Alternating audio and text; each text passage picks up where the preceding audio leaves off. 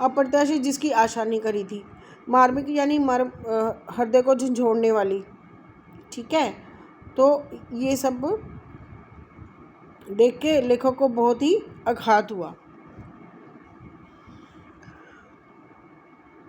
तुम्हारे समीप की ये वेला एक यो रबर की तरह खिंच जाएगी, इसका मुझे अनुमान ना था। मैंने सोचा नहीं था कि तुम 3 दिन तक कैसे टिक जाओगे। पहली बार मुझे लगा कि आदित्य सदैव देवता नहीं होता। अब तुम्हें ऐसा देख के अब पहली बार मुझे ऐसा महसूस हुआ कि हमेशा जो अतिथि है, वैसे तो हम लोग मानते हैं कि अतिथि भगवान के समान होता है, देवता मतलब भगवान, लेकिन वो तब तक कि थोड़े टाइम के लिए। लेकिन तुम तो अब तीसरा दिन हो, यह मानव और थोड़े अंशों के में राक्षस भी हो सकता है। अब दूसरा दिन मानव और तीसरे दिन क्या हो गया, अब उसके लिए राक्षस जैसा। किसी लॉन्ड्री पर दे देते हैं, जल्दी धुल जाएंगे। ये किसने कहा? अतिथि ने। मैंने कहा, मन ही मन एक विश्वास पल रहा था कि तुम्हें जल्दी जाना चाहिए। कहाँ है लॉन्ड्री? अतिथि लेखक से पूछा कि लॉन्ड्री कहाँ है, चलो चलते हैं, मैंने कहा, और अपनी सहज बनियान पर औपचारिक कुर्ता डालने लगा। मैंने कहा, अच्छा चलो, कहाँ जा रहे हो? पत्नी ने पूछा। ये किसकी पत्नी ने पूछा? लेखक की। उसने पूछा कि इनके कपड़े लॉन्ड्री पर देने जा रहा हूँ। मैंने कहा, लेखक ने बोला कि अतिथि के बारे में कि मैं इनके कपड़े लॉन्ड्री में देने जा रहा हूँ। मेरी पत्नी की आंखें एकाएक बड़ी बड़ी हो गई। अब वो भी हैरान होगी। आज से कुछ बरस पूर्व उनकी ऐसी आंखें देख मैंने अपने अकेलेपन की यात्रा समाप्त कर बिस्तर खोल दिया था। पर अब जब वही आंखें बड़ी होती हैं तो मन छोटा होने लगता है। वे इस आशंका और भय से बड़ी हुई थी कि अतिथि अधिक दिनों ठहरेगा। उसकी आंखें क्यों बड़ी होगी लेखक की पत्नी की, कि अब अतिथि और रुकेगा।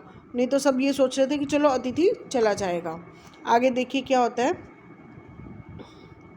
और आशंका निर्मूल नहीं थी। निर्मूल मीन्स निराधार, व्यर्थ नहीं थी, बेकार नहीं थी, कि अतिथि तुम जा नहीं रहे। लॉन्ड्री पर दिए कपड़े धुलकर आ गए और तुम यहीं हो। अब तो तुम्हारे कपड़े भी लॉन्ड्री से धुल के आ गए भैया। अब तो तुम जाओ। तुम्हारे भरकम शरीर से सलवटे पड़ी चादर बदली जा चुकी और तुम यहीं हो। अब तो बेडशीट भी चेंज कर दी, बिस्तर भी चेंज कर दिया।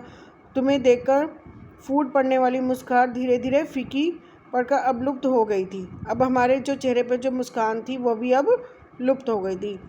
ठहाकों के रंगीन गुब्बारे जो कल तक इस कमरे के आकाश में उड़ते थे अब दिखाई नहीं पड़ते। ठहाकों की मतलब पहले बैठ के हम सब बातें करते थे, अब वो फीके पड़ गए। बातचीत की उछलती हुई गेंद चर्चा के क्षेत्र के सभी कोल्लों से टप्पे खाकर फिर सेंटर में आकर चुप पड़ी। अब तो सारी बातें भी ख़त्म हो गई। इसका मतलब ये हुआ कि हमने सारी बातें भी कर ली। अब इसे ना तुम हिला रहे हो ना मैं, मतलब ना तुम्हारे पास बात रही है कोई करने के लिए, ना मेरे पास। कल से मैं उपन्यास पढ़ रहा हूँ।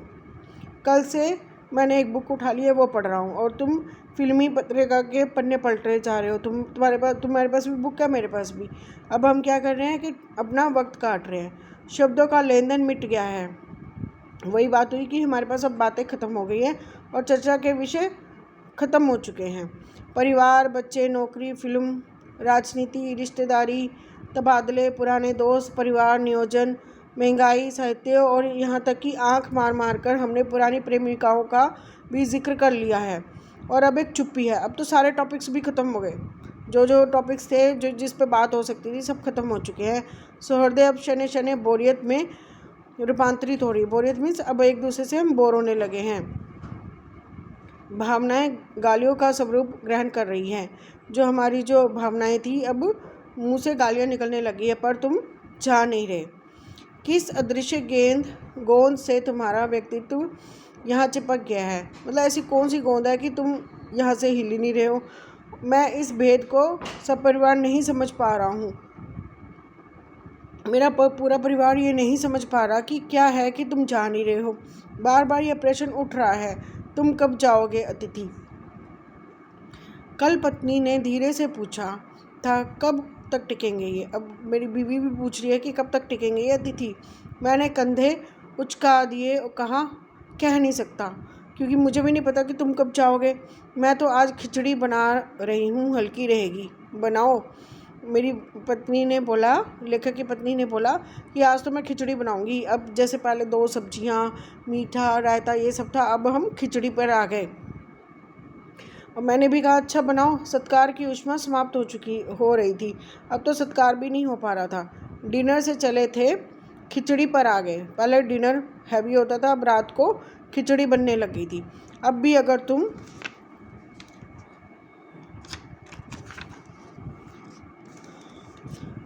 अगर तुम अपने बिस्तर को गोलाकार रूप नहीं प्रदान करते हो, मतलब अपना बिस्तर नहीं बांधते हो, समेटते हो, तो हमें उपवास तक जाना होगा। मतलब अब तो पकवान से खिचड़ी, खिचड़ी से अब क्या करेगा, हम उपवास यानी कि व्रत रखने लग जाएंगे।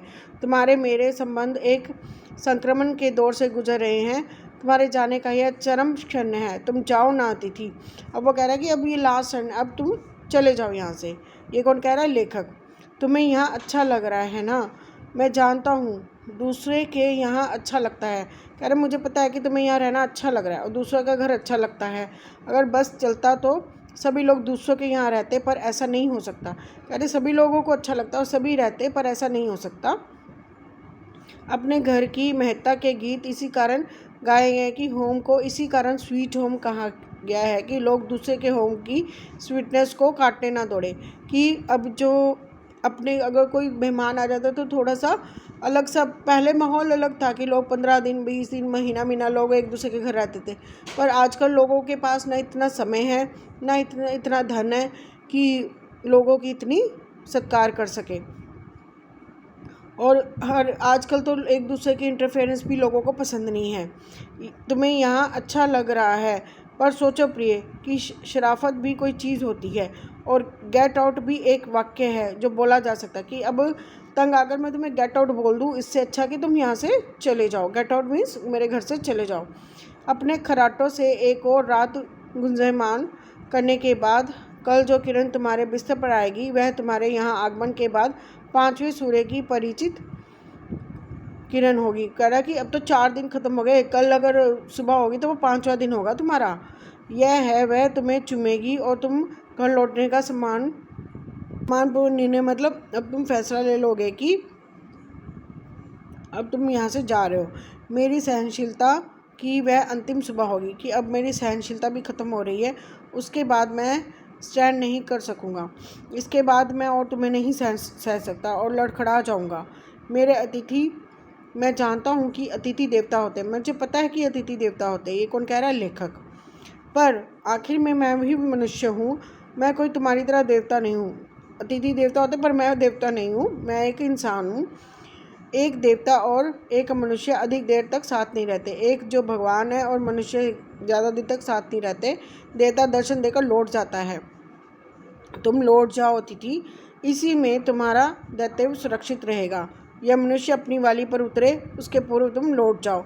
उफ, तुम कब जाओगे अतिथि? तो इस पाठ से हमें क्या शिक्षा मिलती है कि किसी के घर पर ज़्यादा दिन तक नहीं रहना चाहिए। जाओ, थोड़ी देर के लिए जाओ, मिलकर वापस आ जाओ। किसी पर बोझ नहीं बनना चाहिए।